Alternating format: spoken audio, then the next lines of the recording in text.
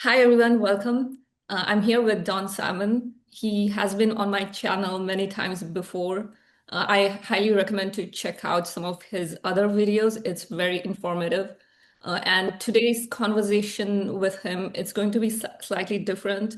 It's going to be more focused on Don's experience, and I really appreciate Don's openness to come and share these experiences as a psychologist because it's not very easy to find kind of in knowledge. So Don, I'm grateful for this interview. Please feel free to share or not share anything because I feel like you have so much to offer to the audience, especially because you're not only psychologist, but you also have openness to some of the mystical experiences. Thanks so much, Suma. It's really great to be back with you. Folks in the audience, I've done a couple of videos before with Suma. She's a great interviewer and I really enjoy talking to her. So I really appreciate this opportunity. We were talking just before we started recording about the context for talking about personal experiences, and I'll bring that up later. Yeah. Yeah, tell me about like is I know you have been hesitant about sharing your personal experiences for a very Mhm. long time. What's the reasoning behind it? Like, what have you observed as a psychologist, which reference not only you but many people from sharing some of these experiences? hmm Thanks. I'm going to speak first rather than as a psychologist, just as a longtime meditator and practitioner. Just there's ancient rules about sharing experiences in general. So if you're sharing anything called, these words are so diff. By the way, I'm going to come right back to that sentence. All the words we use for these things are so difficult and so charged. And so I'd like everyone, if you want to write in the comments and say, what? You used spiritual. What? You didn't use the word spiritual. Just, kind of relax. And I'm going to try and use different words for different things. But in terms of spiritual experiences or inner experiences, there's always been caution, great caution about talking about it. Um, for personal reasons, is because it can inflate your ego. Hey, I just woke up. That suddenly I'm special, right? I've had this, I've seen God, whatever. Two, this is people don't talk about this as much. I'm going to talk about an experience where I quote unquote woke up as a teenager, and most of the last 50 plus years, when I've rarely talked about it, I can tell I'm not really communicating what it's not getting across. On some occasions it does, but when it doesn't get across, suddenly, like if I say, I'm aware of a sense of wondrous, boundless consciousness. Okay. Now I don't know, there's maybe 1,000 people or so will see this or more. Every person's going to have a different sense of what wondrous, boundless, and even consciousness means, right? As soon as I put it into words, it's now a little box. Oh, Don's talked about wondrous, boundless consciousness. And I'm now walking away with a new box in my mind. Well, I talked about wondrous, boundless consciousness, and it becomes a new ego identity. So that's one reason. Okay. There's another reason. This is more as a psychologist. As a psychologist, I've done much less therapy, very little therapy, and mostly psychological evaluations. Um, they all involve diagnoses. I have grave reservations about our modern diagnostic system, but they're helpful. I'm not against them. I often warn people, doctors that I work with, who look at the diagnosis and say, please, these are snapshots. These are not, we don't have a system yet that makes sense of diagnoses. However, to the topic, a lot of the occult experiences, Suma asked, invited me to talk about some of these stranger, more occult experiences. Many of them will be labeled psychotic. So I'm not working anymore as a psychologist. I'm a bit freer. I'm not working formally. We have courses online. That's a different thing. So if I simply said, I was telling my wife Jan last night, talking about a psychic experience I had many years ago where I woke up and I had been keeping track of my dreams. This is my early 20s. And I knew without a shadow of a doubt This part I hadn't thought about before. I've talked about this dream a lot, but I knew without a shadow of a doubt in the dream I had been in the apartment of my neighbor, which I'd never been in before. And I also knew enough about skepticism. Like, I'm going to write down as many details as I can. 'Cause I don't want to fool myself, not to prove to other people. I wrote down all the details of everything I saw. I saw the layout of the apartment. I saw where the rooms were, furniture. I even saw a bookshelf that had hundreds of books, about 100 books. And I saw the particular shelf, the precise location of the book, the author, and the cover design. I wrote everything down. I went next door on the pretext, can I borrow some milk or sugar? Right. And I went in and I knew that my neighbor was a music therapist. So I knew I'm a musician. So we had a lot to talk about. And as she's talking and we're walking through the apartment, I'm looking around, oh my God, yeah, there's the bedroom, there's the bathroom, there's the kitchen, there's a painting in the kitchen, there's the dining room, the whole layout. I saw the bookshelf. So we're talking, and I always like to look at books in a new place. So, it's not weird. I'm talking to her and, oh, look at all these books. You have these books on music therapy. And I went to the one that I saw in my dream. It was a certain position on the bookshelf, pulled it out, same cover design, same author. And I think I never quite put my finger on it till I was talking to Jan last night saying, the thing that I don't usually tell people is that the thing that was most remarkable was when I woke up and I said, I was in this apartment in my dream. I hadn't, it was like, I'm jumping around, that's okay. So Rupert Sheldrake, the scientist Rupert Sheldrake, has this thing about knowing when people will call. And all the skeptics say, look, I may be thinking about Suma a couple of times, and she writes me an email. I go, oh my God, what an amazing coincidence. I'm thinking about, that's true. If you just randomly think, but I've also had about 10 experiences where suddenly, I wasn't just thinking, suddenly I knew that Suma was trying to get in touch with me. This didn't happen. That would be an example. Or I knew that my friend Joe, I had no doubt he was there, and he called right after. Every time I've had that experience, it's never been wrong. And I've talked to parapsychologists, people who study these psychic things. We know skeptics don't take into account the psychology of it. Okay, let me get back. Let me bring together everything I've been saying. So a lot of the things, even the dream I'm talking about, that psychic dream, that falls under psychosis in many psychologists and psychotherapists' minds, right? So I wouldn't normally talk about it. But here I am. I'm not working in any facility anymore. We sell online courses, but other than that, probably most of the people who would want to buy our online courses like this stuff. So I can feel free about it. I think also feeling I'm 73 and I'm very aware. This feels actually wondrously liberating rather than scary. I'm more aware of my mortality than I ever have in my life. Um, my parents lived to their late 90s, but I have grandparents who went in their early 80s. So I figure it could be anywhere from 10 to 15, maybe 20 years, but it could be 5 or 10 years. But each day that I wake up knowing I am mortal and knowing that this incarnation is mortal, it means there's certain things I really have passionately always wanted to do and am doing. And two, if I'm going to talk about these things, this is the time to talk about it. Like, hey, I may not be here tomorrow. This is worth sharing. I'll talk about it. So with that's my reason for hesitating in past years and being open about it now. And I'm very grateful I get to capture that because these are very valuable insights, and I'm grateful to have this opportunity to discuss this with you. I would love to know what was like one of the most what was the experience that left the most impression on you? Because sometimes some of these experiences they can happen in imaginary realm, but it changes your real physical life. Uh, it can impact your physical life where you learn something that changes you. Has that happened with you where, although it was an imaginary experience, you learned something very impactful?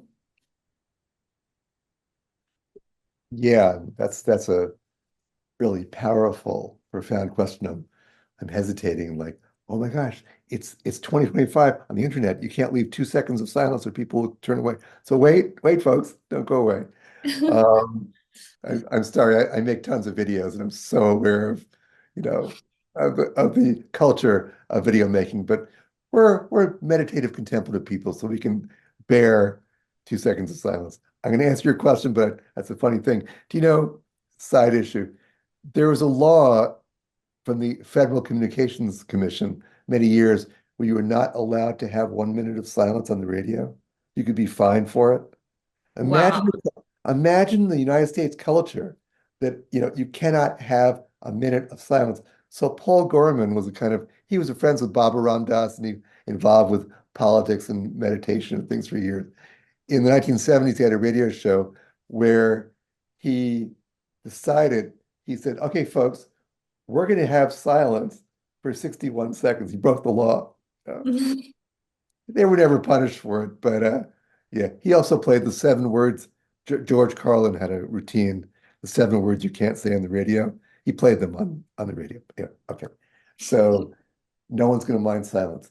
Yeah, my first thought was the moment I was quote unquote reborn when I was 17. There are moments that I would call more contemplative, spiritually oriented, which affected my very sense of my identity. And there are moments where I saw things that are more on the occult plane. Let's take a moment because I thought everyone understood this, but I've had conversations recently. Everyone thinks something different by the word occult.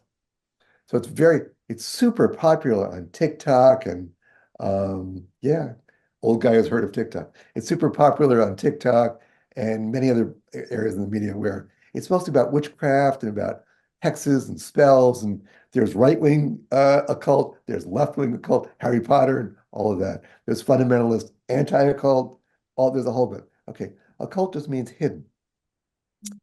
And if there are if the current scientific account of the universe is beautiful, wonderful, incredible, magical, astonishing, we're here because of science, et cetera, but it's limited.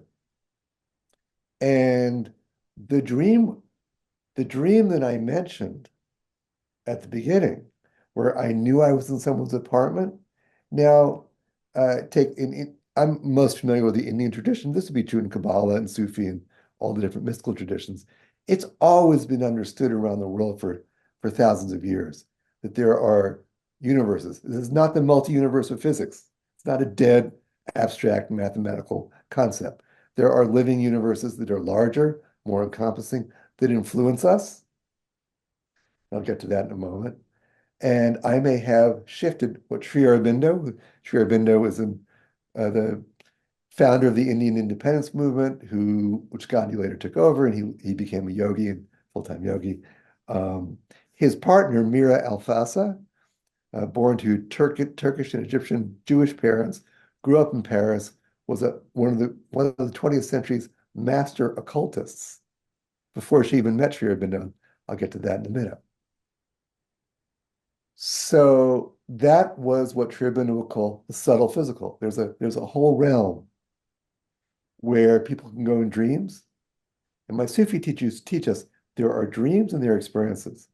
And you start to learn. You go into a dream and you can feel in the dream. If you're awake in the dream, this is kind of vague, it's kind of fuzzy, it's weird people from my past. That's your subconscious. I had enough dream experiences, so when I went into that dream, it was, oh, this is not an ordinary dream, this is an experience. I'm actually having experience. During my Sufi training, I remember there was a dream where I can't describe it in words because the dimensions were different from this universe. It was like I'm the whole planet and I'm not the planet and I'm other planets, there's other worlds, and everything had this quality, if you anyone here Anyone here who's ever done psychedelics? You would know from LSD, psychedelics, this sort of luminous, extraordinary quality. That's reported to be a quality of these other worlds.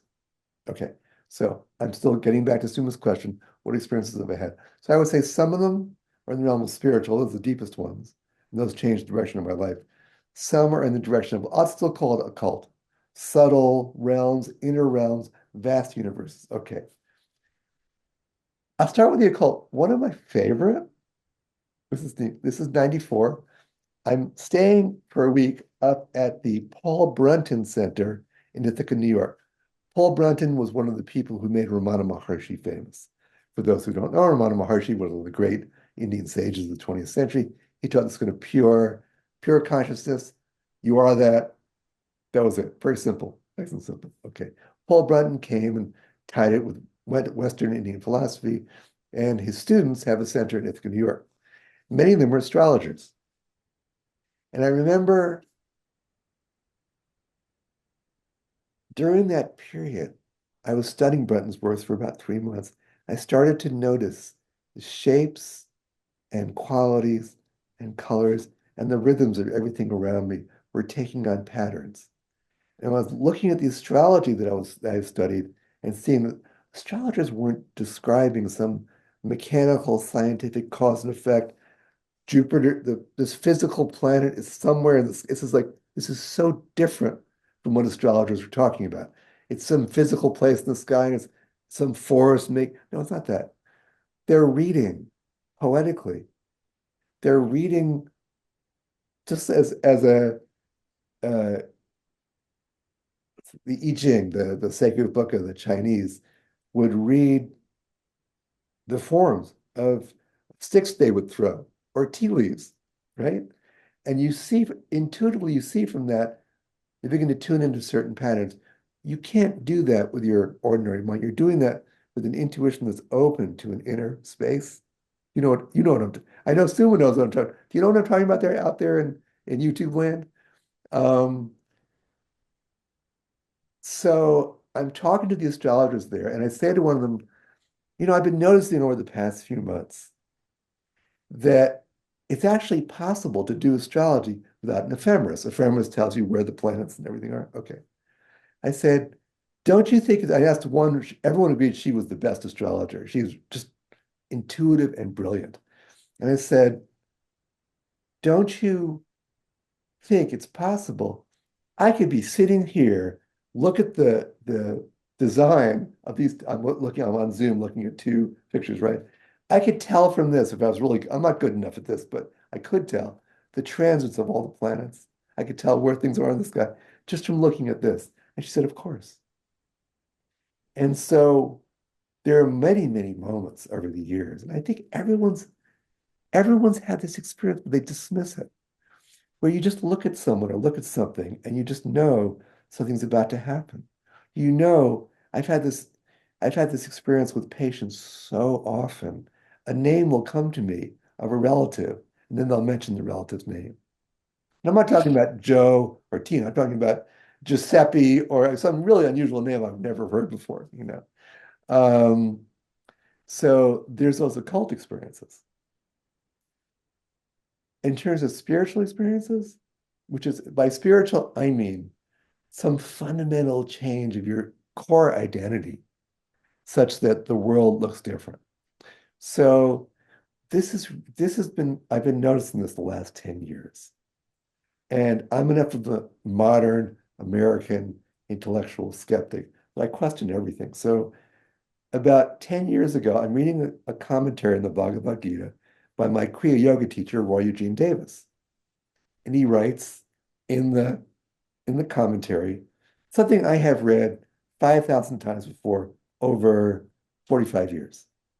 He says, Krishna is telling Arjuna that, you are the Atman, you are the unbounded consciousness. And Roy's saying, that's right. This is what you are right now. Now, I'd had glimpses of this over the years. And I just said, oh, I know that. This is what I am. Now, anyone who's read Nisargadatta or Ramana Maharshi or any of the Christian, whatever you've read, Probably everyone watched this knows this. If I had heard Don Salmon say this the day before that, I said, yeah, like we all know that. So I don't know if I can get this across to you, but it was something that I knew about for decades. And something like, oh, that's what I am. And I knew it with an absolute certainty and a depth I'd never had before. So there's two more parts to this. And that's just like, it was more like there's this flame, there's this unbounded something which doesn't make any sense. Here, how can an unbounded something be here? This is where words are impossible. Okay. So I knew that for a fact. I've had a sense for decades of the world as kind of a shimmering, radiant consciousness, but it comes and goes. I had a sense that developed almost for the first year I meditated, this vast silence somewhere in the background. But those of you who've meditated or studied philosophy for a while, I'm describing a dualistic kind of all over the place sense. I noticed over the years before this experience 10 years ago, I noticed the sense of silence was settling in more and more. So if I stopped, it's like everywhere. There's this background of absolute stillness and being everywhere, everywhere, and nowhere. I started to notice after this grounding and this experience that the sense of alive, Shakti is a Sanskrit term for the sort of radiant conscious energy, often referred to as the mother, that's everywhere, and everything's made of that. That began to permeate everything. And it got to be the point where pretty much walking around most of the time, either it was there, or I just paused for a moment, and everything was both filled with silence, everything's both filled with radiant energy. And they seem to be different. And intellectually in my head, and I know they're not, but I don't want to use my conceptual mind to change my experience. So I'm just like, well, I studied with Craig Holliday for 2 years. Um, he's very involved with Sri Aurobindo. That's why I was drawn to him. Studied with him for 2 years and kind of left on really great terms. And I make little videos for him sometimes and talk to him. We have a good relationship. But Craig had an unusual ability to integrate the non-dual silence and the devotion to the Shakti. And what I found in the last year was they've become one. And I cannot put into words what that means. It's called the sacred marriage, the marriage of the feminine and masculine, the marriage of Shiva and Shakti. If we had Mary in the Christian tradition, as probably would be the marriage of the feminine Mary and the masculine Christ, whatever. But this experience of knowing and being all as Shakti and silence. Let me quickly add for the doubters in the this is a really important practical matter. I'm having conversation with a couple of people, young folks. To me, they're young, they're in their 30s, on Medium. And they've all discovered, one discovered Nisargadatta, one discovered Ramana, one discovered just general non-dualism. And they're really good writers. There's 3 or 4 of them. And I'm like, they're like, I got it. I got the answer. This is it. I'm like, slow down, folks. Folks, you will have it and then lose it again and again for most of your life. So I want to say that then there's a lot of people like, this is all very good. We need social justice. We've got to change the world too. There's that. There's spiritual bypassing. Well, Don, you're telling me this big stuff, but like maybe you're still a screwed up mess. I would say, yeah. So I wanted to mention that. It's if you don't know about this, all the traditions do this. In the modern world, we don't know this. So let me put together all the things Sue was asking me in one little bite. So if you are a serious meditator and you really have some connection with the non-dual, you're probably going to have a lot of confusing, occult, subliminal experiences that do not fit our modern scientific paradigm. And you may think you're crazy. Um, I'm sorry, I can't diagnose you. You might be crazy, but it's very possible you're not. Okay. I've always told patients and anyone who comes to me who's had the experience, be very, very, very careful. We don't have a society or structures or institutions that know how to keep us grounded when we touch these inner places. I would say the same, the people who think the non-dual, the silence is it.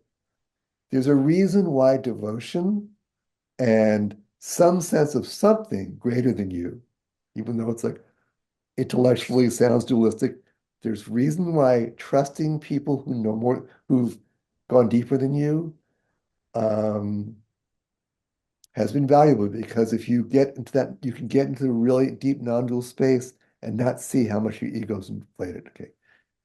You may have a deep devotion, you may have a deep rootedness in it, your true identity, your soul may, or whatever you want to call it, may have awakened, and your personality may not change at all. Most traditions, I think, were confused. This is why I find Sri Aurobindo and the Mother so helpful. So I know I have, what did someone just say about me last week? Arrogant and self-aggrandizing. It's like bragging, that this girl, people keep feeling, oh, this is bragging, fearful, procrastinating. And we could spend the whole next hour listing my faults. I'm aware of them. But here's the thing that's also not taught. And this is going to sound like spiritual bypassing. This is an exercise I recommend every night. Mira Althasser uh, recommends this dozens of times to all of her students at the ashram back in the 1950s. She was talking about this to children, teens, preteens, and teens. At night, before you go to sleep, if you look back at the day and you begin to have all these openings, you're going to see moments where you ask me special experiences in my life. These may come any day, every day. So I may look back at yesterday. Um, I had an amazing conversation with someone I just met. I was aware of a kind of light everywhere as we were talking. Um, I was aware of some uh, fear, power dynamics. I was talking to a woman, power dynamics, gender dynamics, cultural dynamics, you know, all that's going on. So at night, when you're doing this exercise, you're stepping back and you're balancing. There's an equanimity and balance in the soul and the self. It's naturally non-attached, naturally non, but okay. If you don't understand this, if you try to look at your power dynamics and nonsense, and you try to be equal, you try to be calm, okay, you're going to do a spiritual bypass. You're going to do a good, okay. So what you can do is find that equal place and feel fully. So I'm feeling the genuine spiritual openings that may have occurred during the day. I'm feeling promptings, sensings of uh, occult inner vibrations that have occurred, right? I'm aware of all of that. I'm aware of emotional dynamics and really in an embodied way, feeling it in the body. I also want to be aware, as many of the progressives care about, how are these dynamics related to social justice issues? I'm not talking about the right wing has a point about social justice warriors who are full of themselves and think they're holier than thou. So, and the mind can't comprehend all this. So you're there in silence, opening to something greater than you think you are. And I'm calling, to me, I call it the mother, but say Mira. I'm calling on Mira to guide me, to look at what's real in the whatever spiritual perceptions there are, to allow me to be safe and balanced with any occult perceptions, to look honestly at my personal um, emotional, psychological junk that's coming up, and to be aware. You can do this through prayer, you can do this through Buddhist, meditation, to be aware of all the suffering, you know, from Gaza to Pakistan to, the inner cities or whatever it is, the rural areas around here in North Carolina, to be aware of all of that. And this is not just thoughts and prayers. This is not just something you do inside. Maybe there's action I need to take. So you have this, to put it all together, you have this integral life where you're opening to a spiritual reality. You're opening, acknowledging an occult reality that we're going to be talking about more later. You're acknowledging your own psychological stuff, calling on something greater than you to integrate that. You're recognizing the suffering and institutional structures that are, power structures that are imbalanced in the world, and then seeing what part do I play in that. Does that It's my tip. Yes, Yeah. if I understand correctly, you mean to say uh, observe that intuitive space non-judgmentally and acknowledge what's coming into awareness. Yes. Okay. And let me take what you're saying. So yes, observe non-judgmentally. I can do that from within the mind, and this is really hard to, it's hard for me for years to understand. I can think I'm doing something mindful or spiritual, but it's within there's a part of the mind that can step back and just be aware. There is, but I'm still Sumer, I'm still Don. There's Mhm. another further space back where I'm it's not Don looking, it's not Sumo looking, it's something else. Also, I can do it from a very kind of detached, quiet space, or I can do it also from my heart, reading it from a space of profound, as deep love or compassion as you can get. So yeah, yes, I agree, but it's with that to whatever extent you connect to those deeper places of silence and love. Let me get back to your question though. So I mentioned two. I mentioned the spiritual experiences from 10 years ago, finding that I am presence and then integrating silence and Shakti. The experience many years ago with the astrologer. Um, that experience with the astrologer was during my doctoral studies in psychology.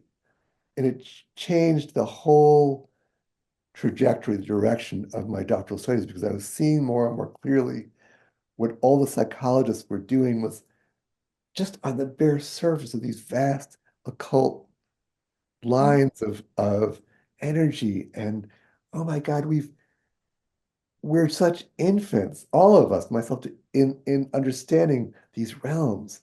I think a time in the near future when it won't even be therapy, it won't be psychology, it won't be philosophy.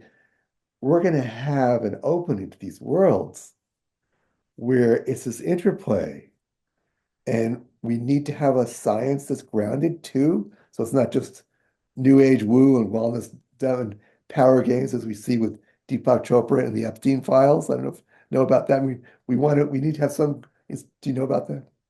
So No, I don't. Deepak It Chopra, sounds very interesting. Deepak Chopra, the great, spiritual guru of our time, Evan was a friend of Jeffrey Epstein. His name shows up. Now, we don't know for certain what he was involved in, but he seemed like he was involved in some power dynamics stuff. So I brought it up because we want to be aware. Our human dynamics, play all kinds of nonsense in these so-called spiritual realms. So if we're going to open up these inner worlds, boy, we better be grounded in something that makes us really humble and really deeply, yeah, yeah. Yeah, I completely agree with you. Um, and by the way, I'm really fascinated by what you mentioned about astrology, how it doesn't have to be dependent on ephemeris for calculating Mhm. uh, astrological implications. But I'm curious, like, if how do you how would you like if we don't use that planetary position as a way to, let's say, read some of these planetary energies and what influences they have on us, what's the alternative Yeah, to gauge yeah, that? right. I'm probably not skilled enough to do it in the moment. But I can talk about with me, it's not developed enough, but it comes spontaneously in moments. But what you're talking about really is developing intuition. Mhm. We need to talk about what that means because it means I have a very clear idea. And I realize when I talk to people about it, it means a million different things. So let's talk about that. There is, and this is I'm answering your question. This is a skill that's needed to do, to see patterns, to see subtle patterns without an ephemeris. Okay. Okay. So let's start with the body. Okay. Um,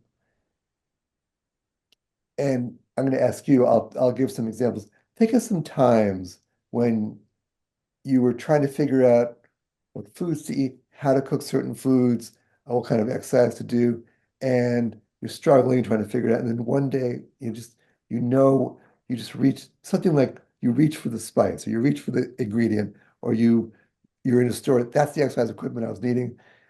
That your body kind of tells you. I know it from as a kid from sports. It's like you're up at bat and something takes over your arm, and you do a home run and it wasn't you. I know it from I've given people a, a piece by an 18th century composer named Domenico Scarlatti, and let's see if I can show this.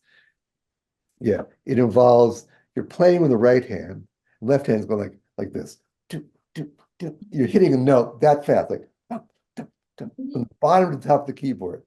And it usually takes like 3 months of it, 2 hours a day, to get to the point where it happens. When it happens, the only way you get the note right is you can see I'm thinking about it, it always goes wrong.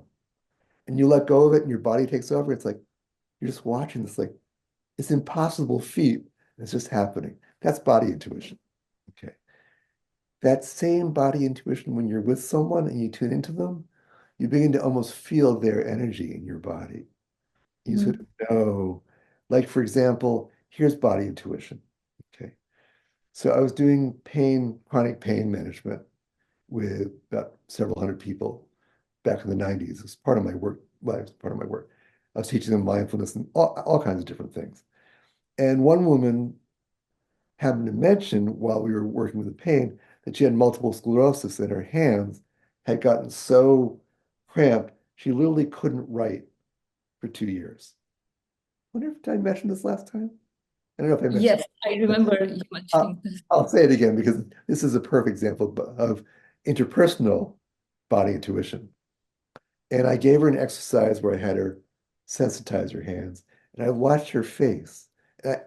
No one told me how to do that. Just watched it. And I said, I saw something release. I said, take a pen. And she wrote like several sentences and burst out crying. And it's like, in that moment, it's not a mental no, your body knows. Okay. Take emotional intuition, right? And people who know me will know I've failed at this many times, but when when it's working, I'm thinking most ones when you're with someone who's in pain, great pain and suffering, and somehow the words come out, what to say, and you would never think of it, and it's just beautiful. Mental intuition, it's like I'm not even aware I'm doing this, but I'm like writing a comment, and the words are coming out like perfect language. And Jan calls me, and I stop, and I've been in a trance, and I don't realize it until she's broken the trance, and like it's hard to get back into it. It's like your mind just knows what to say. Okay. So I think this kind of intuition can be developed, especially if there's a genuine awakening of the self, awakening of uh, to that in which we all live. Okay, if you're that consciousness, it's no longer than I'm trying to read Summa. I'm trying to tune into what planetary or what universal forces, subtle forces are at work in Summa right now. It's now like it's one being with itself, right? That makes us one being with itself, feeling the forces moving through all of us. I don't know if I mean, it's sounding kind of abstract, but um, here's here's another more concrete example. I've been fascinated with accents and cultural backgrounds all my life. We wrote about this a little bit. You and I wrote about this briefly about, you know, an Indian background and Americans and all of that. We spoke of this briefly.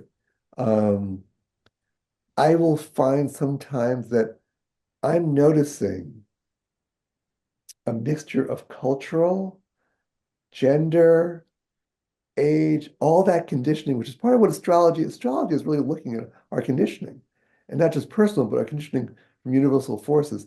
And I'm just feeling that. Now, I think if I train myself as an astrologer, I started to look at ephemeris and started to look at the ephemeris, look at the connection, then put them away and started tuning into the intuition.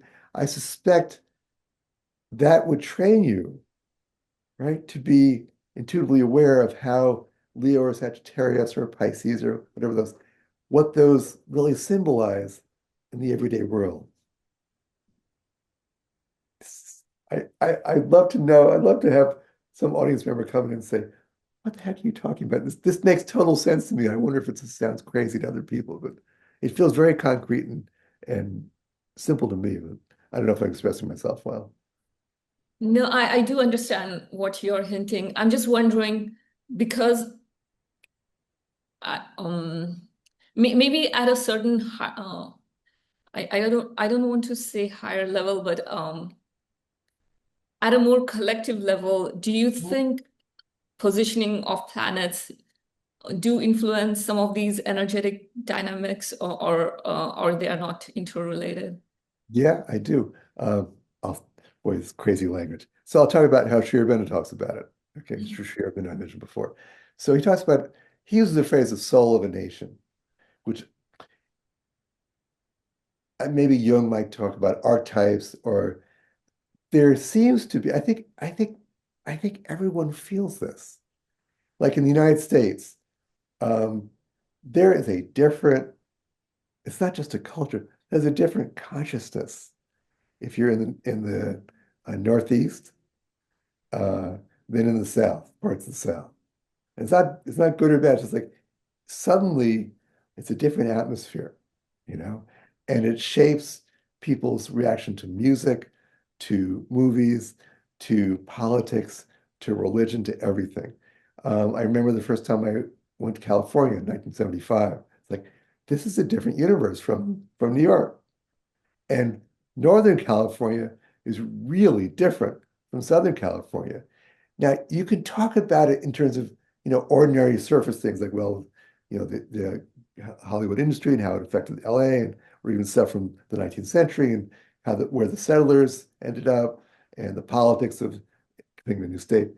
I don't think it's just that. I think that my understanding from Sri Aurobindo is they're the divine. I use the word he used. The divine, that the absolute conscious is evolving. This is or the expression of the divine, or Sri Aurobindo, is evolving. You know this from Steiner too. Okay, this evolves through subtle forces.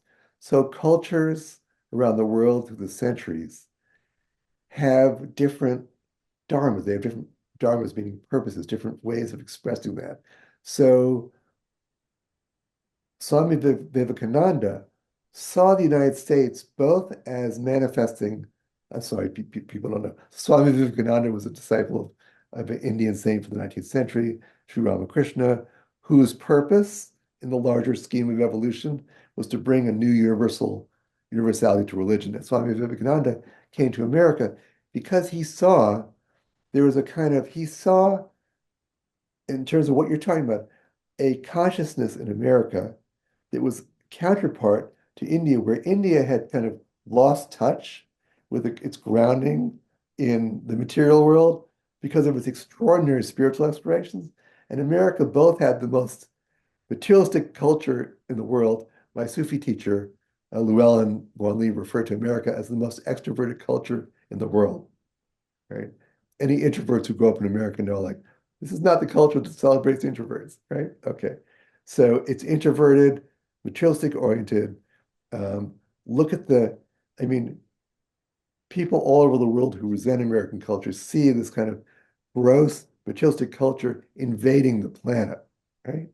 So there's that. America also had this newness to it and a sort of fundamental open spirituality. It was not tied to any tradition. We were inspired by the Native Americans. We were inspired by Muslims. We were inspired by Indians from the 1700s. Indian philosophy came here. So we were open to all the traditions. We had something new.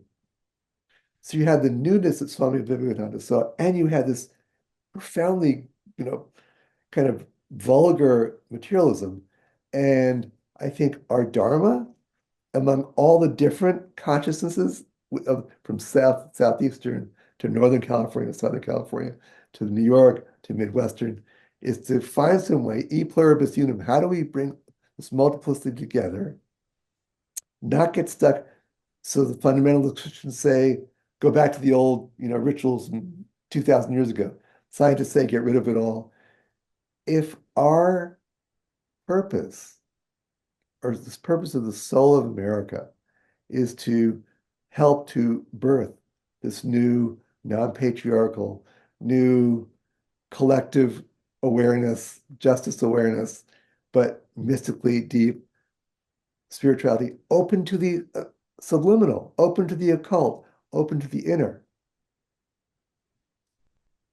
We need to be aware of this, to develop the intuition I was talking about before, and to create education and science and communities that can support that. Imagine you work in Silicon Valley, right? Okay. Yeah. Imagine they're into all kinds of meditation, but it's all to make you like, more efficient, make more money, right? Imagine Silicon Valley saying, we want to be rooted in love, compassion, humility, sincerity, kindness, and the opposite of ambition. But we want to help birth this new science. We want to be, I mean, imagine if Peter Thiel, Mark Mhm. Zuckerberg, and whoever else the big guys out there, imagine if they had access to the occult powers. And the world would be done in a day. It's over, right? There's a reason why these occult powers are so hidden. Imagine if Silicon Valley and all of Google and all of AI suddenly became tools for developing the foundation of silence, peace, sincerity, of celebrating the divine Shakti, of exploring what you could do with virtual reality and AI and all the technology to help us learn to quiet our minds and begin to investigate. There should be technology to help us learn to go into lucid dreams. I think, I think that the secret for parapsychology and opening these inner realms is going to be, oh, I'll tell you this, the experiment's going to change the world. This is it. You ready? Let's answer all your questions. Okay. You're going to get an expert lucid dreamer. We'll put him in, you're in San Jose? Los Angeles. Ah, even better. Okay. So you're in Los Angeles. We're going to get an expert. We're going to train Suma to be an expert lucid dreamer. So she can go to lucid, she can lie down, go into a dream. Uh, Don will be in Asheville. He goes in, and we'll have the biggest parapsychology skeptics, debunkers in the world. One will be in LA, one will be here in Asheville. And they'll exchange information and say, okay, Don, I want you to go into a dream world and tell Suma what I told you. If you Mhm. do, I don't think you can. I'm going to give up all my skepticism. We're going to start believing in the inner worlds. We meet in the dream, we exchange information, we tell each other, okay, science has now changed forever. We get a whole collective. Everyone who's ever watched Suma's videos, all the people who appear, we'll all get together. We're going to meet in dreams, in the dream world, which is the subtle physical, the subtle realm. We'll meet in the subtle realms, we'll compare notes, but we're not doing it to gain power. We're not doing it to be famous. We're not doing it to be influencers or wellness, right? We're doing it as scientific subjects, right? To help Silicon. We're going to work with Peter Thiel, and JD Vance will be transformed, and he'll work with Jasmine Crockett and James Talarico, progressives and right wing will all get together around the world and say, we want to create a better world. We're going to integrate all of science with our explorations of subtle worlds. We're going to do it on a basis of love, compassion, kindness, and we're going to create structures around the world that guarantee everyone safety and food and justice and peace and a joyful life. We can do it with AI and virtual reality, and we can do it just with plain people, and we can do it in the inner worlds. And find this is the best part. There's a legend saying that in Atlantis, they had technology far beyond what we had. It was all powered by consciousness. They didn't need any of the stuff we have nowadays. We're going to rediscover that. Sumi, you got me. This is my craziest part. We're going to rediscover that. We won't need any money. We won't need any. You want food, you just materialize it. You need a house, a house. And if you want a beautiful, the mother talks about, Mira Alfasa talks about one day we're going to materialize clothing. And if you can't do it, you'll be naked. So you better learn how to, right? You actually have to learn. If you want to have food, you got to materialize it, right? So if we have that, it's 1,000 years from now, right? will be there in our future incarnations, then we have the ability to live in a world, an awakened world. And why are we doing this? Is there some purpose? Are we making progress? It's like little kids. It's just for joy.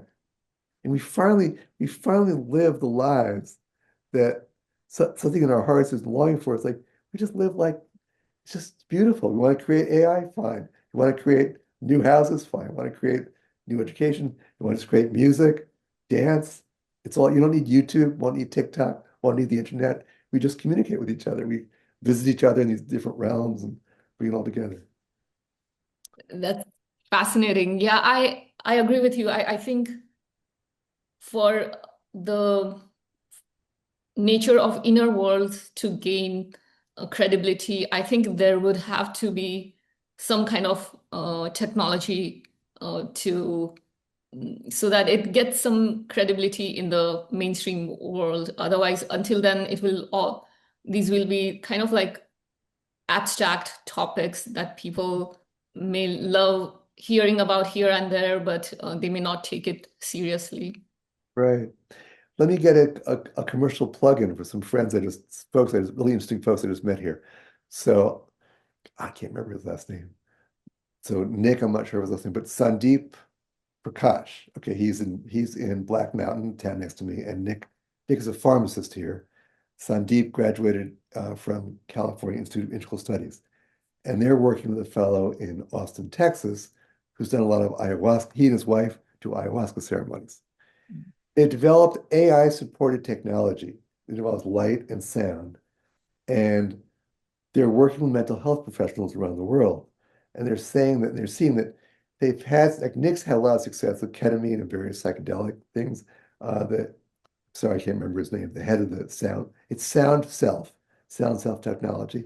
The head of Sound Self in Austin has done a lot of ayahuasca trips, and he sees that a lot of people have intractable depression, post-traumatic stress disorder. They have extraordinary breakthroughs with various psychedelics, but it's not complete, and all the drugs have side effects. They want to develop technology to bring people into very deep states.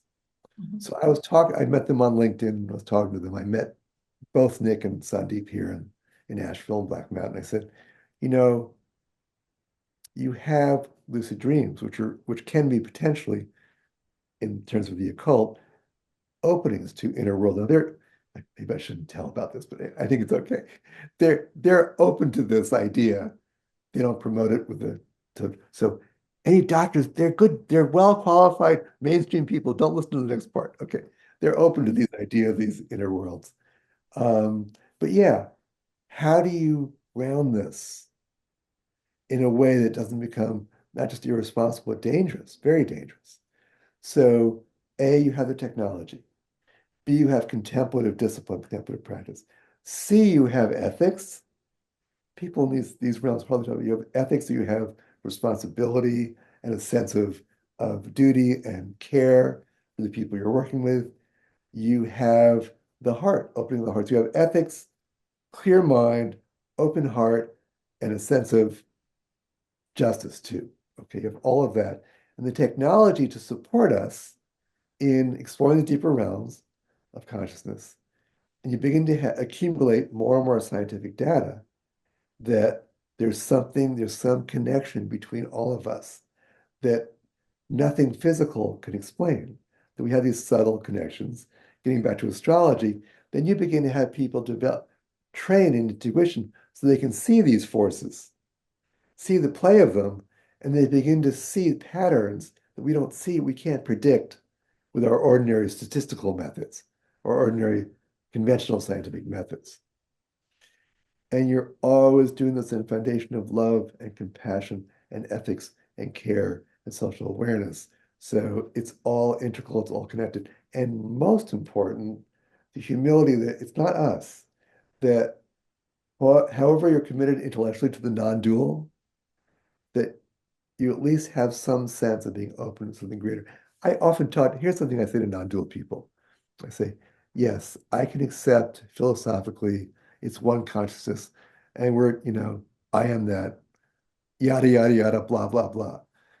Tell me something. Do you feel, I'm not talking about what you think, do you feel that whatever you identify with, are the power that's holding the stars together? Fortunately, everyone I've met so far is humble enough to say, well, no. I said, okay, so drop the non-dual philosophy, you know, commit to your practice, whatever it is. Acknowledge those moments of oneness, of those profound connection, and let's be real. Let's acknowledge our present human limitations, our foibles, our arrogance, self-aggrandizement, whatever it is, acknowledge all that. And maybe we can be safe and come together. So when we get these machines and virtual reality and lucid dreams, you start getting people. Did you see the movie Inception with uh, Leonardo DiCaprio, where they enter into dream worlds together? Yeah, a long time ago, but I vaguely remember that movie now. Yeah. Well, that's basically the theme. And anyone in the audience who uh, doesn't know about it, it's a good movie to see. They got the feeling of being confused in the dream world very well. It's like, is this a dream? Is it real? Questioning, what is this? It's worth seeing for that reason. It can be very dangerous. It can be very, very dangerous. So we need this scientific grounding. We need this grounding in the heart um, to bring these things together. You asked me more from personal experiences. Let me tell you one more. I think I didn't tell you this last time. This is a life-changing one too. Mhm. I came across, this is good for people, by the way. A lot of people who are watching this, a lot of your followers are non-dual people, and they're like, oh, this occult, evolution. I hate all this old nonsense.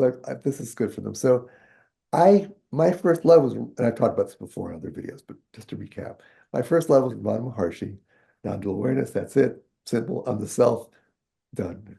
Then I found Ramakrishna, like Ramakrishna talks about devotion and Divine Mother. It touches my heart, but my mind was skeptical. I found Tibetan Buddhists after that. I loved them.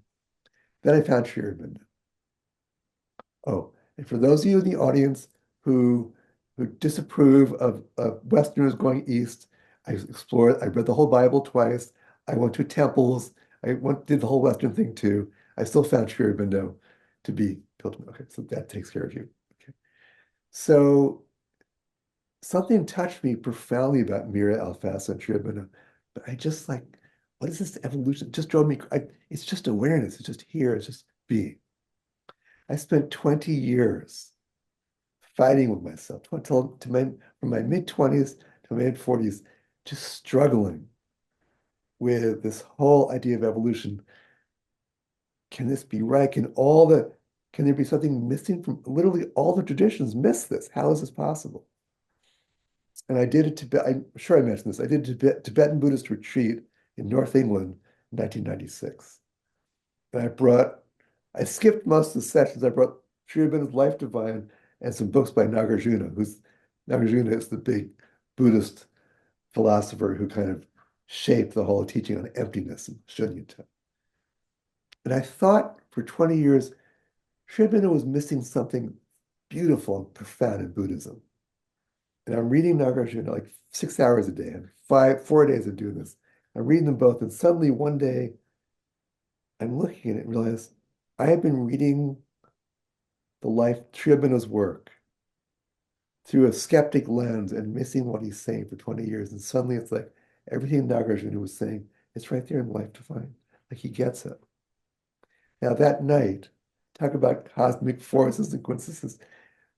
It was the most beautiful full moon night, and there was just a lot of people. It was towards the end of the retreat. It was like 100 people kind of mulling around, and I was sitting on the ground against the wall of the building next to one of the Buddhists. He was British, Buddhist monks, and we're looking at this tree, and we're talking about forces. And the Tibetan Buddhists were really big with the cult. They saw subtle energies and they worlds and all this stuff. We're looking at the tree. It's this beautiful tree with many, many branches. And we're like sitting there in silence, and it feels like we're like in communion. And I said, "Oh, this can make no sense to anyone." Go, the branch. He bursts out laughing. He goes, "The trunk." And like we just like say we're talking about forces that we're seeing and patterns, right? We don't need to say many words because we're like connecting inwardly, right? And or belief or whatever. It didn't make any sense. I still remember that. I was still in my doctoral program at the time. I remember feeling afterwards, this is very, very important for all of psychology. We need to have the intuition such that we can go into communion with our patients or patients with other people and meet them at such a deep heart and soul level that with it beyond words, we could then begin to see what universal forces are at play in their lives, what what is really underlying their suffering, what is their soul seeking to manifest in the world. All of that came from that moment. This is to get back to everything I was saying before. This is the what I see as part of the foundation of the future science, future psychology that I've been working towards. I felt working towards playing with. I felt inspired the day I first woke up when I was 17. I always knew this is what I wanted to work on. I've been working on this pretty much the last 73 minus 17, 56 years. It's kind of been the 56 years of my life. So it's just been this sort of guided process of exploring the spiritual realms, exploring the inner realms, exploring the psychological realms, exploring what's happening in the world socially in this wonderful moment of evolution where something new is being birthed around the planet. In the midst of all the what they call the meta crises, if you know that term, like climate change and AI and and you know authoritarian regimes around the world, all of that's meta crisis, immigration and wars, et cetera, et cetera. All of this is this part of this birthing of something new, and you're playing your part by making these conversations public.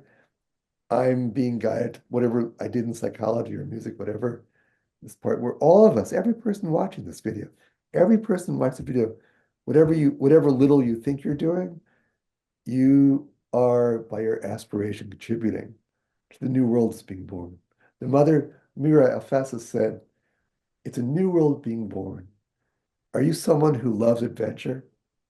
This is the great adventure. It's like going to a virgin, that was a phrase she used, like going to a virgin forest, a forest no one's ever been before. This is new. We have no precise guidelines from science, from spirituality, from the religions. This is absolutely new. And we're all exploring something new. And no one has the answers. I don't have the answers. You may have more than I do. It's like we're kids playing we're like little, I told you this one before, I love this. We're like little Krishna, 4-year-old playing out in the mud. His mother comes out, he yells at him, he's eating the mud, and he laughs and laughs. He gets madder and madder. And he opens his mouth, and the whole universe is there in his mouth. We're like little kids discovering, oh my God, the whole universe is in me, and it's in you, and it's everywhere. And we're like playing, and we're like little children, like discovering these amazing things, and we're all just helping each other. One of my young friends, he's 31, 32, Turkish guy, really nice writer on Medium.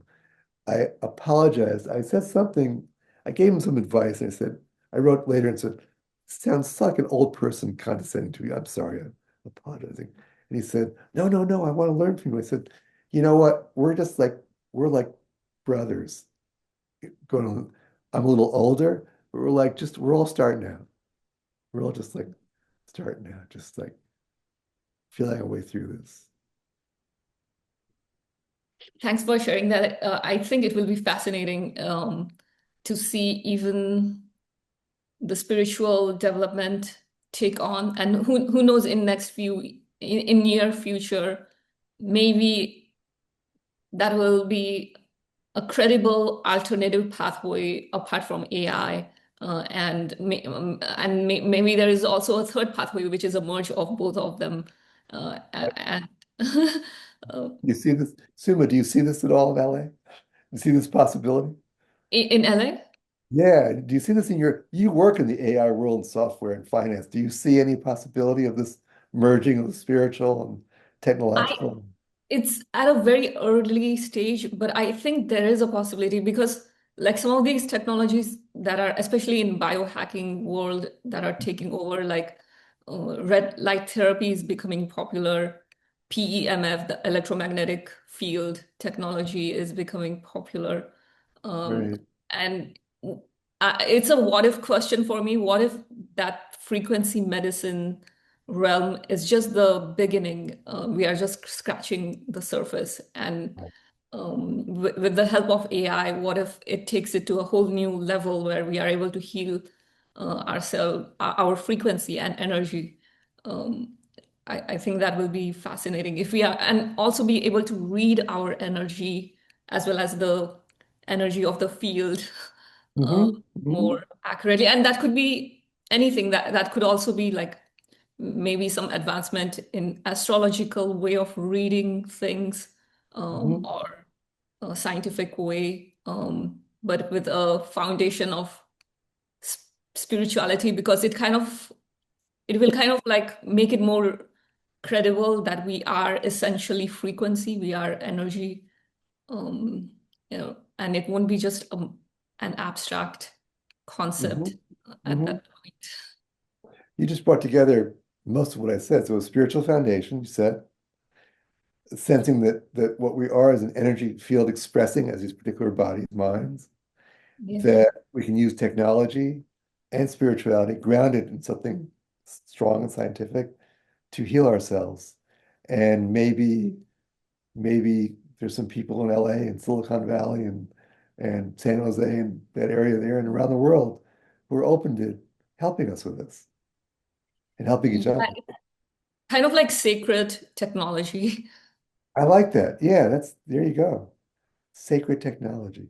And you mentioned healing, of course. That's I've always wanted to find some way through music, 'cause I'm also a musician, to create music, create sound, which is healing. I've often wondered whether mathematically devised devices for healing frequencies versus intuitive improvising of music. I think they need to go together. I don't think one or the other. It's like it's not just going to be through. It hasn't solved things through improvising alone. It hasn't fixed there's no music healing technology that's gotten super solid research foundation. People here might have heard binaural beats, hemi-sync. It's actually not that much research on it. I think somewhere in that direction there's some possibility, but I think if you bring all these things together, bring our computer knowledge, our technological knowledge, our AI knowledge, our contemplative knowledge, psychology, maybe psychology and neuroscience, all of this together. I met someone online, really cool woman this morning. She called herself an intersectional stoic healer. What the hell does that mean? So intersectional for us is like the idea you're bringing the personal and political together. Stoicism is the ancient Greek philosophy, the basis of cognitive behavioral therapy, that it's not, it was Epictetus was the Greek philosopher who said it's not things themselves that disturb us, the way um, the stories interpret we bring to them, which is very liberating, but it's also a social justice philosophy, people don't know. So she brings that intersectional stoicism, right? So maybe that plus AI, who knows who knows what's gonna bring it together, you know? Stoicism is very popular among the tech billionaires for some reason. I know, yeah. Well, they like the part where you don't have to feel anything. You can be stoic, and when you're like destroying millions of people's lives, you can be calm and I'm sorry, I'm being yeah. No, it's probably a good thing too. Yeah, if they're Yeah, yeah, you're right. It's very interesting, like why they are attracted to Stoicism. yeah. And also within non-duality, we tend to see that the popular part is the one where you kind of like it leans towards nihilism. Um, Nihilism, detachment, being cut off. Yeah. I mean, quote unquote masculine. I mean, it's a, if you think it's a cliche, whatever. But I mean, there is this in the mindfulness world, especially, tendency to cut off. And so then you have social justice to balance that out, which is also kind of a lot of power and judgment. It's like then you need this kind of devotion and simplicity. And I think some of the draw to the occult And the draw to these inner worlds is I can say an exercise you can do right now. So when you look around, when you go outside today, if you're outside, this is great. If you go outside and look at the trees, look at the sky, you have a sense of beauty and awe, right? And we've been trained in the modern world, like, well, beauty and awe and wonder is not a property of the world. It's something we humans project on it. And that cuts us off. The inner worlds, among all the potential dangers, also have this incredible luminous beauty that's just overwhelming compared to the way we normally perceive our physical world. If we walk around and open to the possibility that the beauty we see in the leaf of the tree is something not only that's real about the leaf, but it's the infinite divine, whatever, expressing through the leaf. And just tune into that from time to time. That is going to soften the heart and soften the boundaries and quiet the mind in a way. You'll be more open to the inner realms.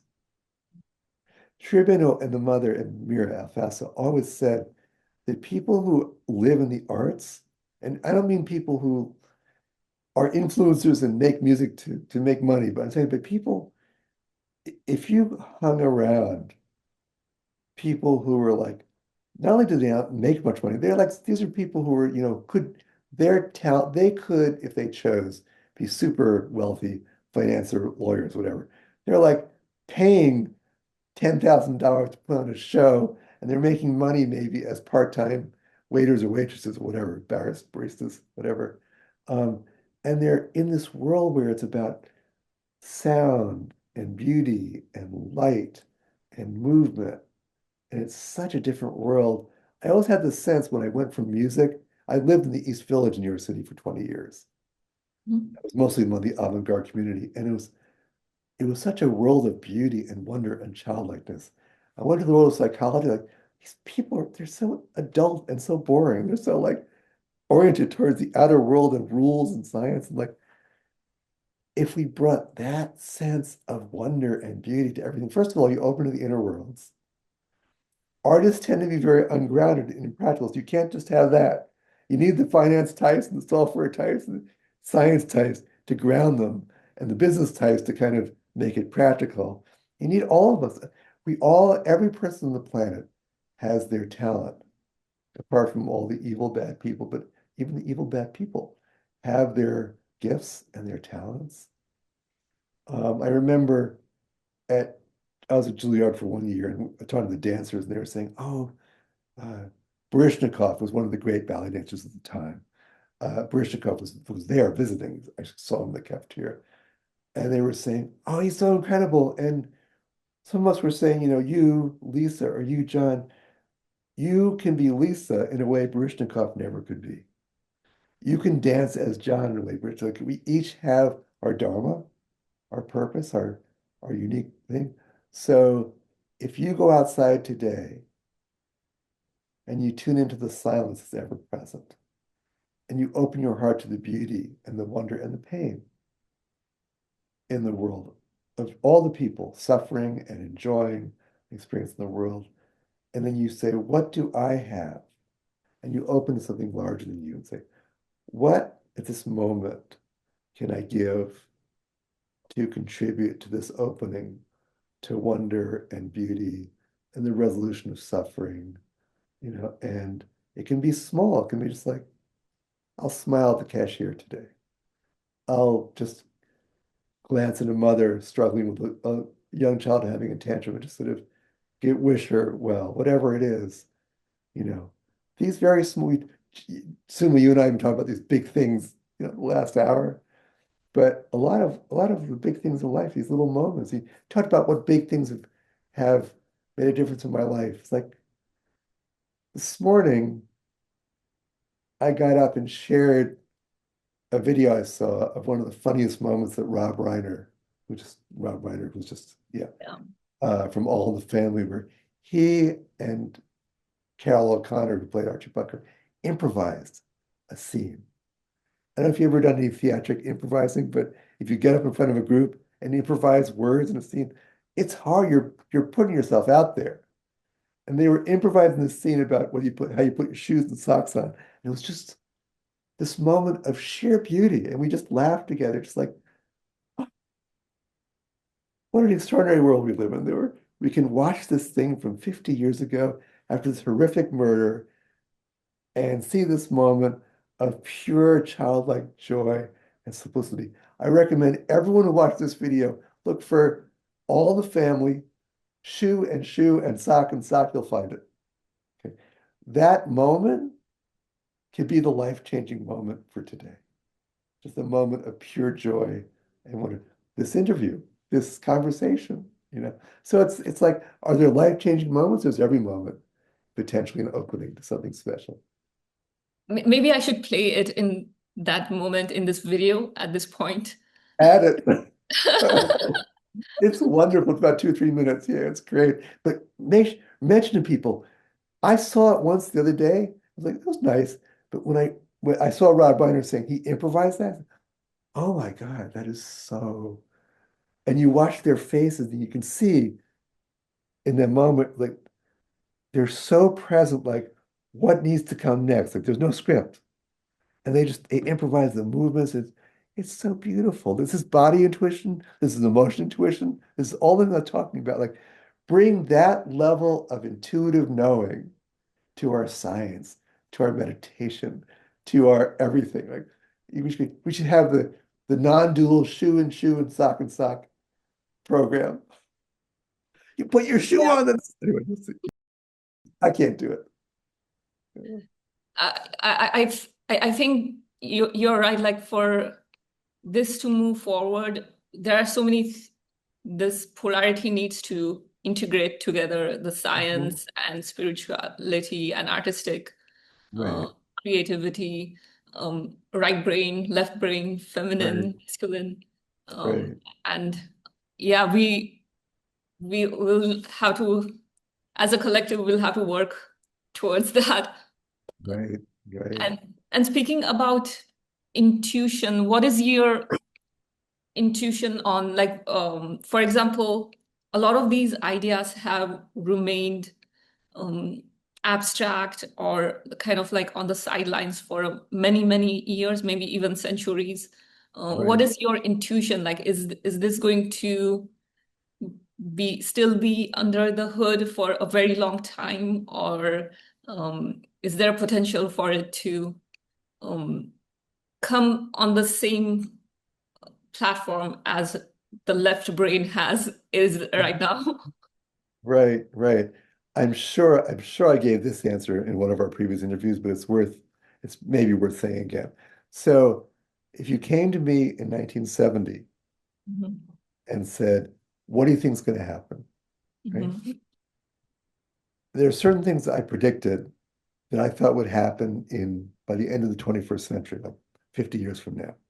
Mhm. In 1992, I was at a presentation for Tibetan Buddhists on lucid dreaming. And before the presentation, the person next to me his name was Ed. He was a physiologist, also Tibetan Buddhist. And his wife was in a medical residency at Yale. And I told him this very thing. I said, if you told me what was happening in 1992, describe what's happening, didn't tell me the year. You told me that in 1970, I would have said, oh, that's going to be like 50 years. Ed turns to his wife and he says, did you hear that? She says, yeah, we were just saying the same thing last night.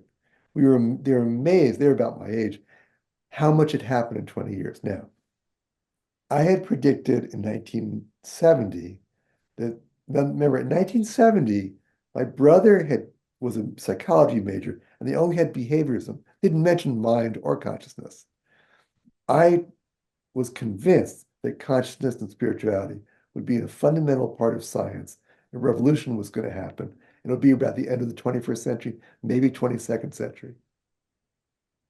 If you describe in the last, it looked to me like it would never happen in my lifetime. Even though there were changes in 1992, that as of 2010, it seemed like it was very, very little. And the occult stuff, not at all. Okay. What's happened in the last, I would say since 2015 is a pivotal moment Bernardo Castro he's part of the world's famous idealist philosophers. Everything is based in consciousness. And he was at CERN, CERN in Europe. I mean, this is a top European scientific physics, neuroscience, computer science uh, exploration, high level science. He's involved as a neuroscientist, computer science in that. He's published the first like Scientific American peer-reviewed journal article saying we need to abandon materialism and go to idealism. I would never have thought I saw that in my lifetime. 2018. Now, I was at one point, I let my membership lapse, but I was a member of the American Psychological Association as a psychologist, right? They are the most conservative, skeptical group. Um, People often say psychologists have physics envy because physics is real science. Psychology is not a real science, like it's kind of, loose. So they're very wary about parapsychology. In 2018, they hire Etzel Cardeña, a Spanish psychologist, who summarizes the most solid research in parapsychology over 100 years. This includes telepathy. These are all well replicated, statistically proven. For those who know, like P equals 0.00001. Anyone knows stats knows like that's like unheard of in science, right? This stuff's as good as anything you have in physics. Telepathy, out-of-body experiences, past life memories, remote viewing, psychokinesis, mind over matter, and precognition, knowing the future. Retrocognition, changing the past. I mean, you got poltergeists, ghosts, all these things, okay? The person they hire to refute it, so I know this guy, he teaches anti-parapsychology classes in Brooklyn College. He writes, I didn't need to look at the research. I know it was wrong because it violates the laws of physics. Well, if you have someone I'm sorry, Professor Reber, excuse me, but I'm sorry, we've had these discussions best. If you have someone that ignorant, then you know you've lost, right? It turns out of the 25,000 physicists in the United States, 15,000 believe that parapsychology is perfectly in harmony with the laws of physics. And the other 10,000 say, I don't know, shut up and calculate. I don't know anything about philosophy. So that, mostly physicists know this. So to answer your question in brief, we're already there to some extent. But for it to be widespread and accepted, I still think that's going to be, you're young enough to live, I think you'll live to see it in 50 years. I'm out of here in 15, 20 years. I don't think I'm going to see it in 20 years. I think by the end of the century, it's going to start. But I love to add in conclusion, when I'm talking about the future, things may change so much. This is a fun one. Things may change so much that our whole idea of time is going to change. We may not be talking about in this doesn't make any sense. In 100 years, we won't be talking about 100 years anymore. We may come to realize that time is so we gotta like give up the Gregorian calendar, give up this calendar, and have a whole different way of understanding time. So I do think it's going to happen. I don't think I'm going to live to see it that fully. I think you will live to see the beginnings of some of the really major shifts. And really, the shift has to happen because I don't think we're going to survive unless we open to these deeper realities. I think you may be able to see it now because AI could accelerate time. This is Uh, true. and, Yeah, right. I think you're right. Yeah. so and Well, as they um, it the as the evolution goes farther, the time gets more and more compressed. Like you can do a right. lot more smaller. Yes. Right. That's a beautiful point. Peter Russell's Waking Up in Time it really struck me. He talks about how, we have 9 billion years before the Earth shows up, right? Then we have within about, I think it was zero point 0.3 billion years, life shows up. So 3.7 billion years ago. Didn't have nervous systems till about 500 million years ago. The precursors, the Anthropocene, that's not the word. I forget the word. Anyway, about 5 million years ago, our ancestors appear. Language, humans are 250,000, sorry, 250,000 years. Language doesn't appear to about 80,000 years ago. We were like nonverbal for 170,000 years. Is that math right? Cro-Magnon, the new development of the prefrontal cortex happens 40,000 years ago. We're still hunter-gatherers. 10,000 years ago, right, we get agriculture. We don't get literacy, we don't get written word until 5,000 years ago, right? And we begin to have, and the Buddha, this axial age of 2,500 years ago, the Buddha, Lao Tzu, Plato, um, Socrates, and the rest come around 2,500 years ago when urbanization is happening around Asia, the Middle East, Europe, and in the Americas to some extent, even among the Incas and Iroquois and others. Um, and industrialization, and then information age. Now, where are we right now? Right? AI, conscious expansion, the incredibly rapid movement of science away from materialism into this. I think Donald Trump has played a really important part. This is kind of fun. That he has Heather Cox Richardson wrote a beautiful, she's a Substack writer who's a historian at Boston College, who's been taking daily notes for the last 5 years in light of the whole American history. And she says, there has been this myth, it's the myth of the American cowboy back from the 1880s, put onto the 1980s, 100 years later, where rugged individualism, each of us by ourselves, pure capitalism, that's going to save the world. Well, it's never worked. And what is it? If this is amazing. If things had continued as they were heading in the late 60s and early 70s, and it hadn't been reversed, some like $30 trillion would have been gone to the lower 90% of Americans. And the entire economy, the whole world would be different. Thank you for sharing all these amazing insights. I think I I do think you will. It's my intuition that you will be around for some of these changes to see to Oh, happen. thank you. We'll see how And, long. Yeah. Jan, my wife said, I can't die before. She said, if you die before me, I'll kill you. So I'm not allowed. We have to go at the same time. So either it's gonna be Thelma and Louise over a cliff, or we'll just like meditate, just go out together. So we'll see. So we'll be around for a while. and I feel my intuition is also that um, in terms of the sacred spiritual technology we are talking about, even Right. if there is one key big breakthrough, it could potentially be even faster than AI. Uh, Tell me more. That's a great closing thought. Tell me more about that. What do you mean by that? because if we potentially tap into some of those ideas and make it credible, even scientifically, Mhm.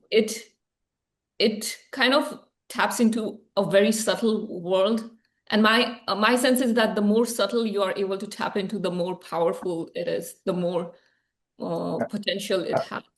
Um, Absolutely. I would love in our next conversation to go more into science, the science of the occult and science of where do we see the marriage of science, technology, conscious exploration, and one grounded on social awareness and ethics and love and compassion, bringing that all together. And what combination of things could most facilitate this next step that we're talking about? Yes, and maybe that's the reason that this next step was saved for so long on the sidelines because we had to prepare through all these different things to get to that point. And I feel like AI is closest now to that point. So this alternative path, this could be Mhm. the right timing for it for Right. a breakthrough to happen. Have you noticed? I think it's one of the functions of AI and will break us through to another thing. I've noticed in myself as a musician and also as a writer, these moments of broken pride when I see something that AI can do that I thought was special to me. And if we're not the mind, if we are something beyond the mind, one of the great things that AI could serve us is to see, let go of our pride. And there's clearly vast realms of the mind. I don't think the AI can do what the mind can do. There's vast realms of creativity. But if AI can break us our identification with the parts of the analytic, mechanical mind that we sort of have pride in, maybe that will free us to open to these inner things in deeper states. We can let AI do that. Let go of our stupid human pride. Let if we have machines to create food and housing and print, cars and create, writing and the artistic creations, okay, then what is uniquely human about us as spiritual beings? Then we'll be motivated. Let's discover that together. Let's then live that life as childlike beings full of wonder and mystery and awe, and bringing beauty into the world, and then open to the inner worlds and let AI and technology support that. And then maybe one day we won't need AI or technology either for that. It's a bridge. Yes, exactly. Yeah. And we are close to crossing that bridge, it seems Right, like. right, right. Well, we're all Thank, doing we're all in it together. And yeah. I love it's so important what you're doing. You're bringing people together. It's not an individual thing. It's not one person doing this. We're all doing this together. Yeah, absolutely. And I'm so grateful to have this opportunity to speak someone like you. I think it's very rare to find someone who is familiar with so many different traditions and also grounded in both science as well as spirituality. I I thank you for your time. This was a fun conversation, and I'm really looking forward to the next conversation where we bring it all together, the science, ethics, and all these ideas. And I know you're also familiar with many experts like Shwala, Lubitz, and also from the Eastern world, like Sri Aurobindo. Uh, maybe we could explore ideas from both Eastern and Western world and Sure, sure. all Yeah, together. a lot of our previous conversations were sort of interviews, and sort of like, who are you? And this feels much more like exchange and a lot of fun and playful. I really, really appreciate it a lot. It's wonderful what you're doing. It's great, great fun too. Thank you so much. Thank you, Don. And I want to thank also the audience.